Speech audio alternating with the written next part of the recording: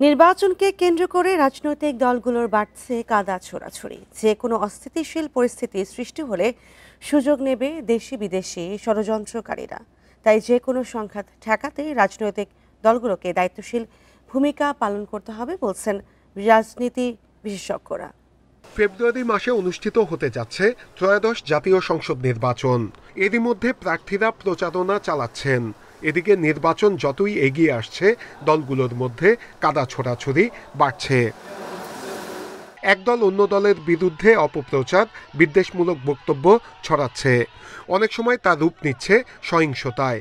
Human rights support সোসাইটির তথ্য অনুযায়ী গত নভেম্বরে সারা দেশে 96টি রাজনৈতিক সহিংসতার ঘটনা ঘটেছে। এসব ঘটনায় মৃত্যু হয়েছে 12 জনের। এ অবস্থায় রাজনীতি বিশেষজ্ঞরা বলছেন, নির্বাচনকে কেন্দ্র করে এই সহিংসতা বাড়তে পারে। সেই জন্য রাজনৈতিক দলগুলোকে দায়িত্বশীল আচরণ করতে হবে। গণঅভ্যুত্থান পরবর্তী দেশে সুস্থ রাজনীতির ধারা দেখতে চায় সাধারণ মানুষ। রাজনৈতিক দলগুলোকে বিদ্বেষ না ছড়িয়ে নিজের রাজনীতি করার আহ্বান তাদের।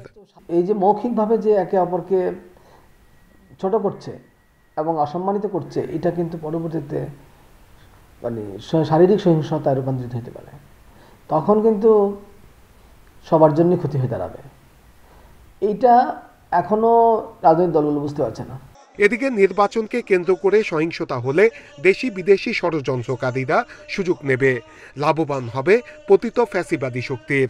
তাই রাজনৈতিক দলগুলোর মধ্যে নিয়মিতভাবে সংলাপ জরুরি বলছেন বিশেষজ্ঞরা। আগামী 26 ফেব্রুয়ারিতে আমরা যে প্রত্যাশিত নির্বাচন দেখছি, সেই নির্বাচনকে সামনে রেখে এটা আরও বেশি মানে প্রকট হয়ে উঠতে আমরা দেখতে পাচ্ছি।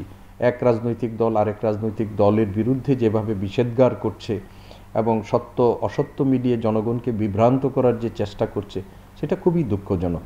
রাজনৈতিক মতবিরোধ থাকবে দলগুলোর মধ্যে।